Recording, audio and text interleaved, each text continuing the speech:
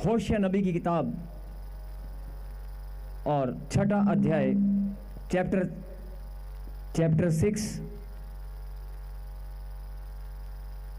6 और वर्स 6 को हम पढ़ेंगे।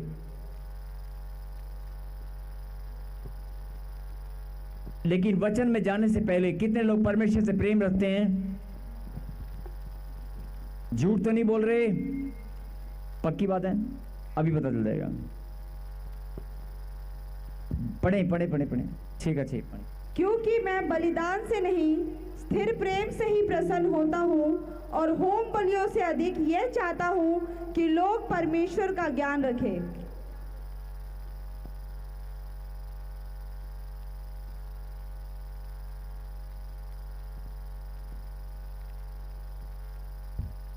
फिर से कहें हालेलुया। हालेलुया। क्योंकि मैं बलिदान से नहीं मतलब जब लोग परमेश्वर को खुश करना चाहते हैं, पुराने नियम में, पुराने समय में भी आपने देखा होगा, इतिहास में बहुत सारे लंबे समय से चलता आ रहा है, राजा महाराजा लोगों के समय से चलता आ रहा है कि परमेश्वर कोई भी हो, जिसको भी लोग परमेश्वर मान लिया करते थे। कई लोगों को पता ही नहीं था कि परमेश्वर है कौन, लेकिन जिसको भी लोग अपने अपने समय काल में परमेश्वर मानते आए हैं, आपने सुना होगा, पढ़ा होगा कि परमेश्वर के नाम पर या देवी देवताओं के नाम पर जो भी उनकी देवी या देवता होते थे, उनको बलिदान दिया करते थे, बलि चढ़ाया करते थे। चढ़ाते थे कि नहीं? आपने सुना होगा, आपने पढ़ा होगा कि बलिदान दिया करते थे। और आज भी ऐसे ही लोग हैं। बलिदान का स्वरूप बदल गया है, बलि का स्वरूप बदल गया है, लेकिन लोग बलिदान आज भी देना चाहते हैं। बोलो आमीन, बोलो हालेलुया। हालेलुया। मेरे कहने का मतलब है कि परमेश्वर क्या चाहता है? परमेश्वर चाहते हैं कि आपका सैक्रिफाइस, बलिदान बहुत सारे होते हैं, बहुत तरीके से, बहुत अलग अलग तरह से बलिदान होते हैं। आप बलिदान का मतलब होता है जैसे अपना जो सबसे कीमती चीज है, जो भी अपनी सबसे कीमती चीज है, उसको दिल पर पत्थर रखकर भेंट देना, या उत्तम से उत्तम या फिर उत्तम से उत्तम जो भी आपके जीवन में बेस्ट चीज है, उसको किसी को गिफ्ट देना, या फिर बड़ी भेंट लेकर प्रभु के पास आना, या फिर बलिदान मतलब बलि के समान दान करना। जैसे बलि चढ़ाते थे ऐसे दान चढ़ाते हैं, कोई उत्तम भेंट देकर, कोई उत्तम वस्तु देकर हम लोग परमेश्वर के लिए अपने कदमों को निकालते हैं और बलिदान लेकर आते हैं। लेकिन कई लोगों के पास धन दौलत या कोई वस्तु नहीं होती, कोई सोना चांदी नहीं होता, वो लोग बलिदान देते हैं दूसरे स्वरूप में, और वो बलिदान उनका मन की भावनाएं हैं। ध्यान से सुने। कई लोग आपने देखा होगा, प्रभु मेरे पास कुछ नहीं है, रोते हैं, प्रभु मैं तेरी बेटी हूं, मैं बड़ी भीड़ देना चाहती हूं, लेकिन मेरे पास तो कुछ भी नहीं है। क्या परमेश्वर को पैसा धन दौलत सोना चांदी चाहिए? लेकिन जब कोई रोकर प्रार्थना करता है कि परमेश्वर मैं भी बड़ी भेंट देना चाहती हूँ, मैं भी बड़ा दान अर्पित करना चाहता हूँ, मैं भी तेरे राज्य के सेवकाई के लिए कुछ उत्तम करना चाहता हूँ, मुझे मौका दे, मेरे पास धन दे, ऐसे रो रो कर प्रार्थना करते हैं, तो मैं आपको बताना चाहता हूँ कि परमेश्वर उनकी भावनाओं को भी बलिदान के स्वरूप में ग्रहण करते हैं। बोलो आमीन। थोड़ी सी भारी और आवाज खोल बेटे, इसकी आवाज खोल इसकी। फिर से कहें हालेलुया। आपकी भावनाएं परमेश्वर बलिदान के रूप में, आपका सैक्रिफाइस, आपका त्याग मतलब कि आपने फैसला किया कि मैं अपनी नींद को त्याग दूंगा। ध्यान से सुनना। आपने फैसला किया कि मैं अपनी नींद को त्यागूंगा, अपने आलसपन को त्यागूंगा, अपनी कठोरता को त्यागूंगा, अपनी गंदी हैबिट को मैं त्याग दूंगा, अपने पाप को मैं त्याग दूंगा, पाप से भरी जिंदगी को मैं त्याग दूंगा, अपने व्यभिचार को मैं त्याग दूंगा, मैं नशे को त्याग दूंगा, जो मेरी गंदी हैबिट है उन्हें मैं त्याग दूंगा, मतलब मैं सैक्रिफाइस करूंगा। आपने फैसला किया है। बोलो आमीन। ये सैक्रिफाइस करना, ये डिसीजन लेना, ये भी एक बलिदान है, ये भी परमेश्वर को भाता है। बोलो आमीन। आपके पास पैसे नहीं है, आपके पास धन दौलत नहीं है, लेकिन आप अगर परमेश्वर से सच्चा प्यार करते हैं तो आप अपना सेक्रीफाइस कर सकते हैं। बोलो आमीन। आपके अंदर सेक्रीफाइस की भावना कि परमेश्वर मैं अपने जीवन को प्रार्थना वाला जीवन बनाऊंगा। अगर 24 घंटे में से मैं 4 घंटे निकालूंगा, मैं बड़ा त्याग दूंगा अपनी नींद का, अपने आराम का, अपने घूमने फिरने का, लेकिन मैं परमेश्वर को महिमा देने के लिए समय निकालूंगा। जब आप फैसला लेते हैं, ये फैसला भी आपके अंदर जो परमेश्वर के प्रति प्रेम है, जो आपके अंदर परमेश्वर के प्रति प्रेम है, वो जाहिर होता है। बोलो आमीन। आमीन।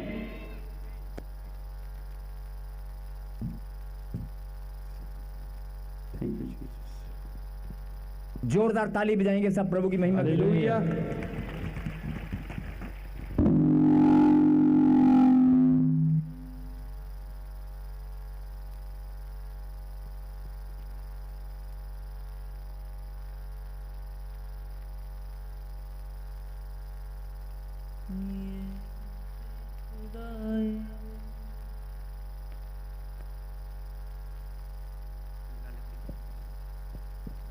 तू ही ने मुझे प्यार किया, तू ही ने मेरा उद्धार किया। Thank you Jesus.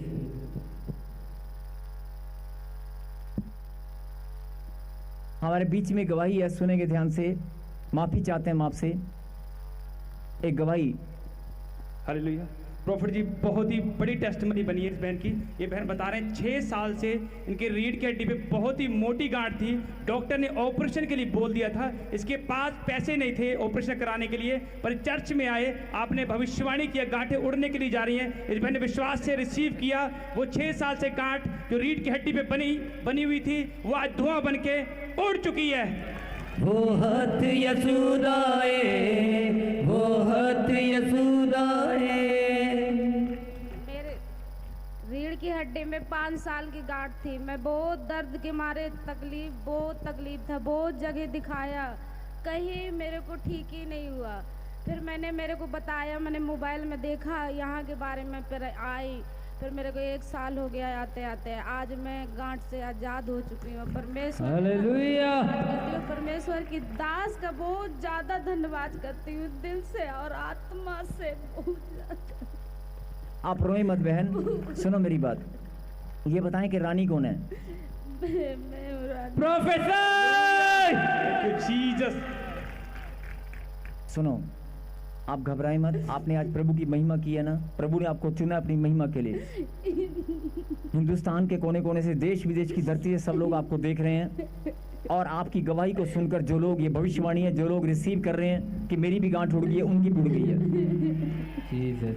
आप रोए मत, आप केवल धन्यवाद करें, आप मुस्कुराएं। अब रोने का समय खत्म हो चुका है, आपकी गांठ गायब हो चुकी है। ताली बजाकर धन्यवाद करें। Yes please. जीसस। और मैं बता रहा था आपको कि अगर आपके अंदर, जो आपके अंदर भावनाएं हैं सेक्रीफाइस, आप जब फैसला लेते हैं बड़ा सेक्रीफाइस करने का परमेश्वर के राज्य की सेवकाई के लिए, कई लोग फैसला लेते हैं कि पहली जॉब की मैं अपनी सारी की सारी सैलरी मैं प्रभु को दूंगी, लेकिन ये देना बहुत मुश्किल होता है, पूरा परिवार चलाना है। लेकिन आपने फैसला ले लिया है, बड़ा मन भारी करके या मजबूत करके आप ऐसा फैसला लेते हैं, और आप अपनी सैलरी को आप लेकर आए हैं, या फिर अपना बड़ा धन एक आप इकट्ठा करके आप कहीं से लाए हैं। बहुत सारे लोग सोना चांदी को प्रभु के लिए अर्पण करते हैं, वो भी एक त्याग की भावना है। बहुत सारे लोग अपना गिफ्ट, जो किसी ने गिफ्ट दिया उसको भी आगे प्रभु के चरणों में रख देते हैं। मेरा कहने का मतलब क्या है कि जो आपके बलिदान हैं, जो आप बलिदान या दान, भेंट दशवांश और आपके बलिदान जितने भी हैं आपकी, उसके अंदर मैं आपको बता रहा हूं, आपका बलिदान खाली पैसों से नहीं होता है, खाली सोना चांदी से नहीं होता है। परमेश्वर आपके भेंट और आपकी बलिदान को हर तरह से चेक करते हैं, हर तरह से परखते हैं। मैंने आपको बताया कि आप अगर भावना भी रखते हैं, आपके मन में भावना है कि मैं परमेश्वर के लिए कुछ करना चाहती हूँ, प्रभु मेरे पास पैसे नहीं है लेकिन मैं कुछ करना चाहती हूँ, आपकी भावना अगर सच्ची है तो परमेश्वर उसे ग्रहण करेंगे। आपकी भावना अगर सच्ची है तो परमेश्वर उसे ग्रहण करेंगे। और अगर आपका टूटा हुआ हृदय सच्चे मन से आप भावना से भर गए हैं कि प्रभु मैं टूट गई हूं लेकिन मैं कुछ करना चाहती हूं, मैं आपके लिए भेंट और दशमांश या दान लेकर आना चाहती हूं, लेकिन मेरे पास कुछ नहीं है, लेकिन आपके पास क्या है? भावना है, आपके पास परमेश्वर के प्रति प्रेम है, परमेश्वर उसे ग्रहण करेंगे। बोलो आमीन। और यही चीज हमें समझनी है। प्रभु ने कहा कि मैं बलिदान से, ऐसा नहीं कि बलिदान से परमेश्वर प्रसन्न नहीं होता, बलिदान से तो होता ही है, लेकिन यहां पर परमेश्वर आपको कुछ और गहरी बात बताना चाहते हैं कि मैं बलिदान से नहीं, उससे भी ज्यादा स्थिर प्रेम से, मेरे पीछे गए, मैं बलिदान से नहीं, स्थिर प्रेम से प्रसन्न होता हूं। मैं बलिदान से नहीं, स्थिर प्रेम से प्रसन्न होता हूं। कहें आमीन। आमीन। और यह स्थिर प्रेम होता क्या है? हालात और परिस्थिति कैसे भी हो, डॉक्टर ने जवाब दे दिया हो, लोग ताने मारते हैं, लोग ताने मारते हैं, लोग कहते हैं तू चर्च में जाता क्या करने, और मेरे पास कोई जवाब नहीं होता, मेरे पास कोई जवाब नहीं होता। लोग उंगलियां उठाते हैं, मेरे ही घर के लोग, मेरे ही परिवार के लोग उंगलियां उठाते हैं, तू गया क्या करने, और तूने 3 बार कहा था कि मैं जाऊंगा लेकिन तू 10 बार जा चुका, तुझे चंगाई अभी तक नहीं मिली।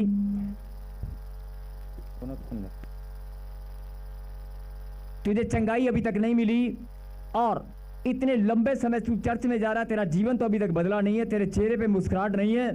तो ऐसे लोगों को मैं बताना चाहता हूं कि नहीं, आप अगर प्रभु के पास आते हैं, और अगर प्रभु के पास आने से आपका जीवन बदला या नहीं बदला, लेकिन प्रभु की दृष्टि निरंतर आपके ऊपर लगी रहती है, वो आपको देख रहा है, और सही समय पर वो आपको प्रतिफल देंगे। और मैं फिर बताना चाहता हूं कि अगर पोस्टमैन, अगर डाकिया, अगर कोई डिलीवरी बॉय, अगर कोई कोरियर वाला लड़का आपके घर पर, जिस पर आपका नाम लिखा हुआ है, सही समय पर सही टाइम पर आप ही के घर, पड़ोसी के घर देकर नहीं जाता है, आपको फोन भी करता है, किसी और को फोन नहीं करता है, आपके घर पर सही टाइम पर सही डिलीवरी करके जाता है। और आजकल तो एप्स आ चुकी हैं, ब्लिंकिट, 2 मिनट में डिलीवरी आपके घर पर सही टाइम पर आती है। तो खुदा बोलता है मेरे पास भी दूत है, मेरे पास भी सेना है, तेरी आशीष के ऊपर तेरा नाम लिखा हुआ है। रोने की जरूरत नहीं है, तड़पने की जरूरत नहीं है, घबराने की जरूरत नहीं है, मेरे पास भी सेना है, तेरी ब्लेसिंग के ऊपर तेरा नाम लिखा हुआ है। सही समय पर, मैं जानता हूं, सही समय पर मेरे दूत तेरे पास आएंगे और तेरे ही घर आएंगे, किसी और के घर नहीं जाएंगे। मैं तेरे बलिदान को जानता हूं, मैं तेरे बलिदान को जानता हूं। बलिदान के बारे में मैंने क्यों बताया, सुनेंगे ध्यान से, कि बहुत सारे लोग बोलते हैं कि मैं बड़ी भेंट लेकर जाऊंगा, मेरे पास भेंट नहीं है, मेरे पास पैसा नहीं है, मेरे पास ये नहीं है। कोई बात नहीं, लेकिन आपके पास भावना है, आपके पास प्रेम है। क्या आपके पास प्रेम है? क्या आपके पास प्रेम है? मैं फिर बोल रहा हूं, क्या आपके पास प्रेम है? यस। आप उस प्रेम को परमेश्वर को बता सकते हैं, दिखा सकते हैं? पक्की बात है। परमेश्वर बोलता है कि 2025 साल पहले पूरे जगत को मैंने अपना प्रेम दिखाया है, मैंने पूरे जगत को अपना प्रेम दिखाया, अपने आप को क्रूस पर बलिदान देकर, अपने आप को क्रूस पर बलिदान देकर मैंने पूरे जगत को अपना प्रेम दिखा दिया है। तेरे आने वाली पीढ़ियों के लिए भी मेरा प्रेम सदा के लिए है। बोला आमीन। आमीन। और मैं फिर बोल रहा हूं कि जो लोग बोलते हैं कि मैं बड़ा कुछ करूंगा, मैं ये करूंगा, मैं वो करूंगा, कोई बात नहीं। अगर आपकी भावना सच्ची है, आपका प्रेम सच्चा है, तो वचन आपके लिए है। बोला आमीन। क्या लिखा है यहां पर कि मैं बलिदान से नहीं लेकिन स्थिर प्रेम से प्रसन्न होता हूं, और होम बलियों से अधिक यह चाहता हूं कि लोग परमेश्वर का ज्ञान रखें। बोला आमीन। आमीन। 2 बातें परमेश्वर ने यहां पर कही, एक परमेश्वर का ज्ञान और एक प्रेम, स्थिर प्रेम। मेरे पीछे कहें स्थिर प्रेम।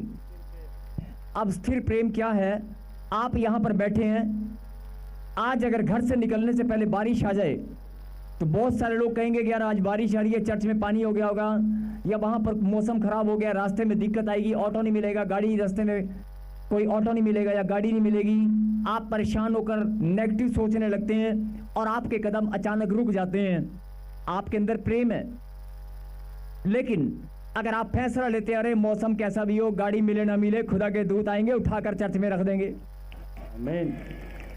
अरे कोई लेके जाए ना जाए, खुदा के दूत आएंगे, अपने आप इंतजाम करेंगे, मेरे लिए मेरा खुदा इंतजाम करने वाला है। यस आमीन। मैं चर्च में पहुंच जाऊंगी, बारिश आ रही होगी तो रुक जाएगी, ये मेरा विश्वास है। आप जब ऐसा फैसला लेकर अपने कदमों को निकालते हैं, ये आपके अंदर स्थिर प्रेम है। यही प्रेम परमेश्वर को भाता है, यही प्रेम परमेश्वर को अच्छा लगता है। बोलो आमीन। आमीन। आपके, मैं ये नहीं कह रहा हूं कि प्रेम नहीं है, प्रेम है, लेकिन ये प्रेम बढ़ता रहना चाहिए।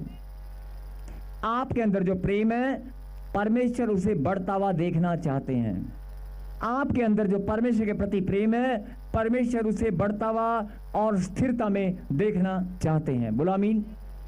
और आज परमेश्वर आपको यही बताना चाहते हैं कि सुन ले मेरी बेटी, सुन ले मेरे बेटे, मैं तेरे अंदर प्रेम को बढ़ता हुआ देखना चाहता हूं। बोलो आमीन। आमीन। अभी आप बोल रहे थे कि मेरे अंदर प्रेम है, लेकिन मैंने कहा ना कि जब आप अपने जीवन में पहला स्थान परमेश्वर को देते हैं, ये चिन्ह इस बात का कि आपके अंदर परमेश्वर के प्रति प्रेम है। जब आप फैसला लेते हैं कि मैं, कोई रिश्ता आ जाता है, कोई प्रॉपर्टी परचेज करनी हो, कोई आपको बता दे, कहीं फैसला कर लेते हैं कई लोग कि यहाँ पर फटाफट बयाना कर दे, या ये काम में पैसे फंसा ले, या बिजनेस वाले लोग डिसीजन ले लेते हैं, कोई डील कर लेते हैं, फायदा या नुकसान वो बात की बात है, लेकिन आपने सबसे बड़ी गलती क्या की, आपने पहला स्थान परमेश्वर को नहीं दिया। और जब आप हर एक काम, रिश्ता आए, बिजनेस डील हो, कोई भी काम हो, कोई भी डिसीजन हो, जब आप फैसला लेते हैं, जब आप फैसला लेते हैं कि मैं परमेश्वर की इच्छा के बिना कोई काम करने वाला नहीं हूं, मैं पहला स्थान परमेश्वर को दूंगा, मेरे जीवन में पहला स्थान मैं परमेश्वर को दूंगा, यह चिन्ह इस बात का कि आपके अंदर परमेश्वर के प्रति स्थिर प्रेम है। यह चिन्ह इस बात का कि आपके जीवन में अगर स्थिर प्रेम परमेश्वर के प्रति है। बोलो आमीन। और जिनके अंदर परमेश्वर के प्रति स्थिर प्रेम है, उनके मस्तक ऊंचा करना मेरा खुदा जानता है। और आगे क्या लिखा कि मैं तुम्हारे अंदर जो स्थिर प्रेम है ना, उससे प्रसन्न होता हूं। अब सुने ध्यान से, बहुत सारे लोग, बेटे वॉइस कॉल इसकी, बहुत सारे लोग बड़ी बड़ी तपस्या, बड़े बड़े उपवास करते हैं, बड़े बड़े उपवास और प्रार्थनाएं करते हैं, बड़ी बड़ी तपस्याएं पुराने समय में लोग करते आए हैं कि मैं परमेश्वर को खुश करूंगा, लेकिन आपकी भावना, आपका बोना तो करता ही है, आपकी सेवा, आपका बोना, आपकी प्रार्थना तो करती है। ध्यान से सुने, आपका बोना, आपकी प्रार्थनाएं, आपकी सेवा, ये तो परमेश्वर के प्रति प्रेम दिखाती हैं, लेकिन अगर आपने पहला स्थान अपने जीवन में परमेश्वर को देने का फैसला किया कि मैं हर एक काम में पहला स्थान परमेश्वर को दूंगा, यही चीज परमेश्वर को भाती है। और आपने, अगर आपके अंदर स्थिर प्रेम है, आपके अंदर अगर परमेश्वर के प्रति प्रेम है और वो स्थिर है, तो यहां पर क्या लिखा, परमेश्वर आपसे प्रसन्न है। आपको कुछ भी करने की जरूरत नहीं है, बड़ा उपवास, बड़ी तपस्या, बड़ी सेवा करने की जरूरत नहीं है, आपको सिर्फ सच्ची भावना, सच्चा प्रेम परमेश्वर को दिखाना है, परमेश्वर आपसे प्रसन्न हो जाएंगे। और अगर परमेश्वर आपसे प्रसन्न है, जिसके ऊपर खुदा मेहरबान हो, जिसके ऊपर परमेश्वर प्रसन्न हो, उसके पास किसी बात की घटी हो सकती है। अब आप यहां से समझ जाओ कि अगर आप परमेश्वर को सच्चा प्रेम करने वाले उसके बच्चे हैं, तो परमेश्वर ने भी कहा कि मैं तो तुझसे प्यार करता ही हूं और तू भी मुझे प्यार करती है, तो फिर शैतान बीच में कहां से आएगा, फिर बीमारियां बीच में कहां से आएंगी। आज मैं तेरे प्रेम में स्थिरता चाहता हूं। बहुत सारे लोग प्रेम करते हैं लेकिन पीछे हट जाते हैं, प्रेम करते हैं लेकिन पीछे हट जाते हैं, कहते हैं मेरे को चंगाई नहीं मिली, मेरा काम नहीं बना, मेरा नंबर नहीं आया, मेरी गवाही नहीं बनी। या फिर लोग जब उंगलियां मारते हैं, ताने उठाते हैं, जब बार बार किसी को ताने मार, सिग्नल तोड़ के आया तू, चल जाने दो ना सर। जाते हैं, नकारात्मक सोच बन जाती है। आपके अंदर शंका या नकारात्मक सोच अगर आ चुकी है, पीछे वाले, सबसे पीछे वाले, आपके अंदर अगर नेगेटिविटी आ चुकी है कि तेरा कुछ नहीं बनेगा, तू ठीक नहीं होगा, कई लोग ताने मारते हैं, आपके मन में अंदर ही अंदर आंसू गिरने लगते हैं, तो इसका मतलब आपके अंदर परमेश्वर के प्रति प्रेम नहीं है, विश्वास भी नहीं है, प्रेम भी नहीं है। अगर आप कोई कुछ भी कहे, आपके अंदर प्रेम है कि नहीं, किसी और को चंगाई मिले ना मिले, मेरे जीवन में ऐसा क्रम होगा, मैं खुदा की संतान हूं, सही समय पर वो जानता है मुझे आशीष मिलेगी, मेरी आशीष मेरे ही पास आएगी, मेरा ही घराना बदला जाएगा। जब आप ऐसे प्रार्थना करते हैं, बस यही बात परमेश्वर को अच्छी लगती है। मैंने कहा ना, आपके अंदर जो परमेश्वर के प्रति प्रेम है, आपका प्रेम परमेश्वर को प्रसन्न करता है। आपकी भावनाएं, आपका प्रेम परमेश्वर को प्रसन्न करता है। और अगर परमेश्वर आपसे प्रसन्न है तो फिर कौन आपकी ब्लेसिंग रोक सकता है। और आगे क्या लिखा, मैं होम बलियों से अधिक, जो आप बलि लेकर आते हैं या धन्यवाद करते हैं या कुछ भी, जो भी आपके बलिदान स्वरूप हैं, उनसे बढ़कर परमेश्वर ये चाहता है कि आप खुदा का ज्ञान रखें। बोलो आमीन। आमीन। ये प्रभु ने मुझे वचन दिया और कहा कि इनको बता दे कि आज बहुत सारे लोग प्रेम करते हैं लेकिन उनको मालूम नहीं है कि प्रेम को स्थिर भी रखना है। प्रेम करते हैं लेकिन अपने प्रेम को स्थिर रख नहीं पाते। अपने प्रेम को, क्योंकि पास्टर जी मिलेंगे नहीं, प्रॉफिट जी मिलेंगे नहीं, या कोई वॉलंटियर आपकी बात सुनेगा नहीं, या चर्च में किसी ने आपकी बात सुनी नहीं, आप टूट जाएंगे। आपका टूटना, आपका नेगेटिव बोलना आपकी कमजोरी की निशानी है। अगर आप प्रभु की संतान हैं तो आपको ताना मारने वाले थक जाने चाहिए। अगर आप पर उंगलियां उठाने वालों के हाथ में दर्द हो जाना चाहिए। अगर आप परमेश्वर से प्रेम रखते हैं तो जिस बंदे ने आपके ऊपर उंगली उठाई है ना, ऐसे हाथ करके, उसके हाथ में दर्द हो जाना चाहिए, उसका हाथ थक जाना चाहिए। अगर कोई बार बार आपको ताने मार रहा है तो उसको थकावट महसूस हो जाएगी, वो आपको बोलना अपने आप बंद कर देगा। आप समझ रहे हो, आपके अंदर प्रेम इतना होना चाहिए। होता क्या है, ले हम तो इतना जो लंबे समय से यहाँ पर आ रहे हैं, और क्या हम टीम मेंबर भी हैं, हमारी तो कोई सुनता नहीं है, और सुनते हैं हमसे ये वो जो करते हैं ना, ये आपके अंदर कमजोरी की निशानी है और ये परमेश्वर के प्रति प्रेम नहीं है। अगर परमेश्वर के प्रति प्रेम है तो आज एक बात सुन ले सब लोग कान खोल के, जो ऑनलाइन देख रहे हैं, जो परमेश्वर के प्रति प्रेम रखते हैं, परमेश्वर से प्रेम रखते हैं, उनकी जुबान में, उनके विचारों में किंतु परंतु नहीं होता। हालेलुया। जो परमेश्वर से प्रेम रखते हैं, उनके दिमाग में, उनकी सोच में नेगेटिव बातें नहीं आती। अगर वो परमेश्वर के दीवाने हैं, वो हमेशा मुस्कुराते ही रहेंगे। अगर परमेश्वर का प्रेम आपके अंदर है, कोई कुछ भी बोल ले, कोई मिले ना मिले, अरे आते हम प्रभु की महिमा के लिए, महिमा करके जाएंगे, हम जानते हैं हमारा प्रतिफल हमें ही मिलेगा। हम शंका करके, नेगेटिव सोचकर परमेश्वर के प्रति जो प्रेम है, जो स्थिरता है, उसमें कमजोर नहीं बनेंगे और हमारी आशीष, हमारा प्रतिफल कोई छीन नहीं पाएगा। अगर आप इस बात को समझ चुके हैं तो ताली बजाकर प्रभु को धन्यवाद दें। हालेलुया। आज ये वचन आपको प्रभु ने भेजा है कि मैं आपके अंदर जो प्रेम है, मैं जानता हूं इतनी रात को इतनी दूर दूर से चलकर आप आए हैं, इतना लंबा समय आपने, दिन भर, अभी रात, कितने लंबे समय से आपने इंतजार किया होगा खुदा के वचन को सुनने के लिए। यह आपके अंदर खुदा का प्रेम है। आप यहां पर बैठे हैं, इतने सालों से इस मिनिस्ट्री के साथ जुड़े हुए हैं, यह आपके अंदर प्रेम है। यही तो परमेश्वर को अच्छा लगता है। लेकिन शैतान को मालूम है कि इसके अंदर प्रेम है, इसको आशीष मिलने वाली है, इसकी चंगाई होने वाली है, इसका जीवन बदलने वाला है। वो छल करता है और दिमाग को पकड़कर आपको नेगेटिविटी में डाल देता है। आज से ये परमेश्वर की इच्छा कि आप मजबूत बने। बोलो आमीन। आप मजबूत बने, आप कमजोर नहीं बने। और प्रभु ने कहा कि मैं तुम्हारे बलिदान या दान से नहीं, तुम्हारी भावनाएं, तुम्हारे प्रेम से प्रसन्न होता हूं। बलिदान और दान तो तुम्हारा, अगर तुम कुछ बोगे, कुछ लाओगे, उसका प्रतिफल तो मैं तुम्हें गुणात्मक वृद्धि में दूंगा ही दूंगा। लेकिन मुझे ज्यादा प्रसन्नता आपके अंदर जो प्रेम है उससे होती है।